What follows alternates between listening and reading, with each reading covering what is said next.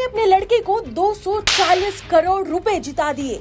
ये हैरान कर देने वाला मामला संयुक्त अरब अमीरात से आया है, जहां भारत का ये शख्स संयुक्त अरब अमीरात में रातों रात अरबपति बन गया। संयुक्त अरब अमीरात में रहने वाले भारतीय मूल के अनिल कुमार बोला ने 240 करोड़ रुपए की लॉटरी जीत ली। आप सोचिए कि अगर एक ही रात में आपके बैंक अकाउंट में 240 करोड़ रुपए आ जाए तो। मजे की बात देखिए कि यूएई के इतिहास में भी ये पहली बार हुआ है कि लॉटरी विजेता को इतना बड़ा अमाउंट मिला हो। लेकिन इससे भी ज्यादा मजे की बात ये है कि अनिल कुमार बोला ने ये 240 करोड़ रुपए सिर्फ और सिर्फ अपनी माँ के जन्मदिन की वजह से जीते हैं।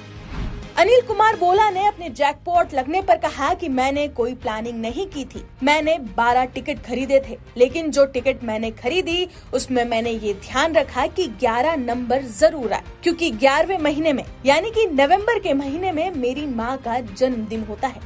बता दें कि अनिल कुमार बोला भारत के केरला से है और बीते कुछ सालों से यूएई में रह रहे हैं। 1200 रुपए का टिकट खरीदकर 240 करोड़ रुपए की लॉटरी। आखिर कैसे काम करता है लॉटरी का ये पूरा सिस्टम, और क्या भारत में रहकर लॉटरी खरीद सकते हैं? आइए जानते हैं। अगर कोई भारतीय विदेशी लॉटरी जीतता है तो भारतीय टैक्स सिस्टम के मुताबिक उसकी इनाम के रकम से करीब 35% टैक्स काट दिया जाता है। अगर अनिल की लॉटरी भारत में रहते हुए लगती तो उन्हें 240 करोड़ रुपए जीतने पर 86 करोड़ से ज्यादा का टैक्स देना पड़ता और फिर करीब 154 करोड़ रुपए अनिल के पास बचते। वहीं दूसरी तरफ यूएई में रह रहे एनआरआई पर कोई टैक्स नहीं लगता।